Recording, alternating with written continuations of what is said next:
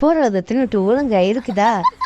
பக்கத்து வீட்டுல பச்சை பிள்ளைக்கு வச்சிருந்த பாலை உழிச்சிட்டு வந்து உளுந்து ஆம்புல மாதிரி தூங்கி இருக்கு பாரு. யாரு காது உள்ள பாட்டு பாடுறது மாதிரி இருக்கே? நம்ம பொண்டாட்டியா இருக்குமோ?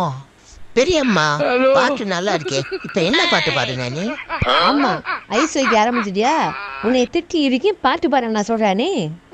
ஆஹா, ஒரு வீட பக்கத்து வீட்டுல பாலை தெளி குடிச்சதை கண்டுபிடிச்சிருக்குமோ?